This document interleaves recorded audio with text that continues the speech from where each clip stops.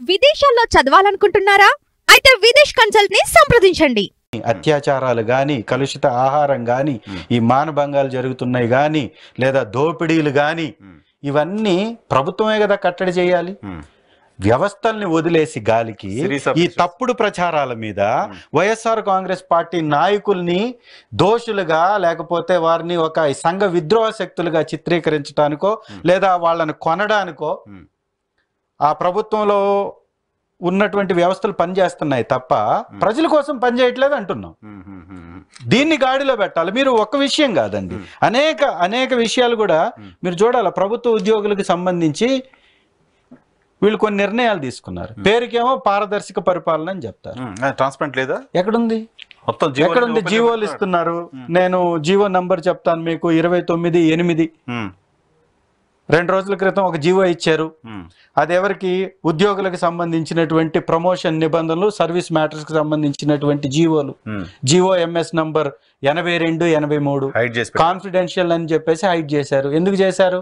ఏముంది ఆ జీవోలో? జీవోలు ఇప్పుడు గవర్నమెంట్ లో ఓపెన్ లేవు. ఎక్కడున్నాయి? సైట్స్ లో అన్ని జీవోలు కాన్ఫిడెన్షియల్ అని చెప్పేసి హైడ్ చేసి పెట్టేస్తున్నారు. పారదర్శకత ఎక్కడుంది? ఉందా పారదర్శకత? సచివాలయ ఉద్యోగస్తుల్ని వివిధ వ్యవస్థల్లోకి ట్రాన్స్ఫర్ చేస్తున్నారు, మార్చేస్తున్నారు. ఒక గ్రామంలో ఆ రోజు గాంధీ గారు కలగనటువంటి గ్రామ స్వరాజ్యం రావాలంటే పరిపాలనా విధానం గ్రామంకి వెళ్ళాలి. అప్పుడే గ్రామంలో ఉన్నటువంటి వ్యక్తుల యొక్క సమస్యలు తెలుసుకొని ఆ సమస్యలకు పరిష్కారం అక్కడ ఉన్నటువంటి ప్రభుత్వ వ్యవస్థలు ఇవ్వగలుగుతాయి. మరి అలాంటిది ఒక సచివాలయాన్ని తీసుకెళ్లి మా ప్రభుత్వం గ్రామంలో సచివాలయాన్ని పెట్టి అన్ని వ్యవస్థలకు సంబంధించిన వ్యక్తుల్ని దానిలో ఉద్యోగస్తులుగా నియమించి 500 పైచీలకు గవర్నమెంట్ సర్వీసెస్ ని ఉచితంగా గడపలకు ఇస్తుంటే వాళ్ళందరినీ మళ్ళీ మాతృ సంస్థలకు తరలించేస్తున్నారు. సో ఇప్పుడు సచివాలయ ఎంప్లాయీస్ ని షిఫ్ట్ చేసేస్తున్నారు. ఎందుకు ఈ కార్యక్రమం చేస్తున్నారు అంటే కేవలం జగన్మోహన్ రెడ్డి గారు చేసినటువంటి మంచి వ్యవస్థ కనపడకూడదు, సచివాలయాలు వినపడకూడదు, ఉండవు ఇంకా. అంతే కదా? ఎందుకు మారుస్తున్నారు? దానిలో ఉన్న ఉద్యోగస్తుల్ని, రెవెన్యూ శాఖ వాళ్ళని రెవెన్యూకి, వైద్య శాఖ వాళ్ళని వైద్య శాఖకి, ఇరిగేషన్ వాళ్ళని ఇరిగేషన్ కి ఎందుకు మారుస్తున్నారు? ఇదంతటికి కారణం వ్యవస్థల్ని నిర్వీర్యం చేయటం, ప్రతి వ్యవస్థ మీద వారి యొక్క పెత్తనం చెలాయించటం కోసం, ప్రతి వ్యవస్థ వారి కనుసన్నల్లో పనిచేయటం కోసం, ప్రతి వ్యవస్థకు ఉన్నటువంటి మంత్రులు, ఎమ్మెల్యేలు ఆ శాఖల్లో తిని దొరలటం కోసం చేసే పనులు తప్ప పారదర్శకత ఈ విధంగా కొరబడుతుందా లేదా? పారదర్శకత లేకపోతే ఎవరు ఏది చేసినా, ఎంత విచ్చలవిడితనం చేసినా ఎవరు పట్టించుకోరు. కాబట్టి ఇవన్నీ చేస్తూ ఉన్నారు. ఈ జీవోల్ని హైడ్ చేయడం కానీ, ఈ యొక్క దిశ చట్టాలని రద్దు చేయడం కానీ, లేకపోతే ఈ గురుకుల పాఠశాలలో జరుగుతున్నటువంటి ఈ ఫుడ్ పాయిజన్ కేసెస్ కానీ ఎలా మీరు కంట్రోల్ చేయగలుగుతారు? ఆ రోజు వైఎస్ఆర్ జగన్మోహన్ రెడ్డి గారి మా ప్రభుత్వంలో ప్రతి విషయం మీద మానిటరింగ్ కమిటీ ఉండేది.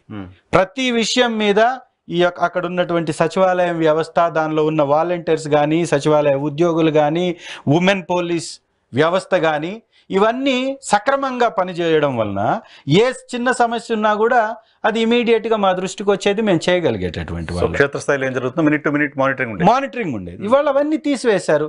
కేవలం పోలవరం, అమరావతి ఈ 2 పేర్లు చెప్పుకొని డబ్బా కట్టుకోవడం.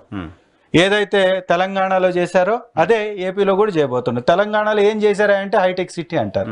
అది తెచ్చింది కాంగ్రెస్ పార్టీ, అది తీసుకొచ్చింది ఆ రోజు రాజీవ్ గాంధీ గారు, నేదురుమల్లి జనార్దన్ రెడ్డి గారు. మొట్టమొదటిగా ఐటీని తీసుకొచ్చింది రాజీవ్ గాంధీ గారు. వారికి ఉన్నటువంటి ఆ విదేశాల మీద అవగాహనతోటి ఐటీ రంగాన్ని భారతదేశానికి ఇచ్చారు. తర్వాత నేదురుమల్లి జనార్దన్ రెడ్డి గారు ఇక్కడ మన రాష్ట్రానికి తీసుకొచ్చారు.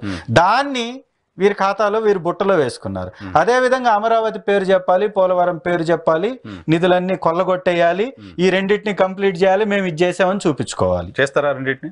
ఇక దాని మీద పడుతున్నారు వాళ్ళు. చేస్తారా లేదా ప్రజలే. పోలవరం రివర్స్ టెండరింగ్ పేరుతో మీరు 800 కోట్లు 900 కోట్లు మీరు మిగిలిచ్చారని చెప్తే అసలు రివర్స్ టెండరింగ్ అనే సిస్టమ్ ఎత్తేసింది ప్రభుత్వం. మీరు 7,500 కోట్లు రివర్స్ టెండరింగ్ ద్వారా ప్రభుత్వానికి వచ్చింది వాస్తవమా కాదా? అవునా కదా సార్? వచ్చింది కదా. నీతి ఆయోగ్ ప్రశంసించింది ఈ ఇష్యూని.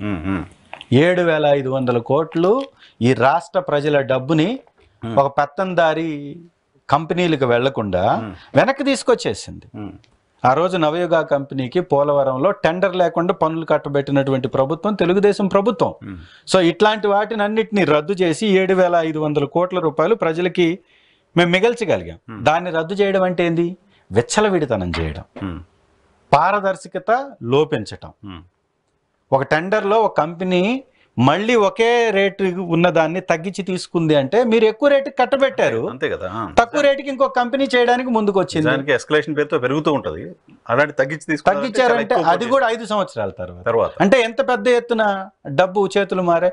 అందుకే కదా 2,75 కోట్ల రూపాయలు జగన్మోహన్ రెడ్డి గారు వివిధ పథకాల ద్వారా ప్రజలకు ఇచ్చారు. మా ప్రభుత్వంలో కేవలం 3 సంవత్సరాల్లో, 2 సంవత్సరాలు కరోనా తీసేసి. చంద్రబాబు గారు 5 సంవత్సరాల్లో 1,00,000 కోట్లు కూడా ఇవ్వలేకపోయాడు. ఎందుకు ఇవ్వలేకపోయాడు? ఇలాంటి కంపెనీలకు దోచిపెట్టడం, లేదా ఇలాంటి వ్యక్తులకి ప్రయారిటీస్ పెంచడం.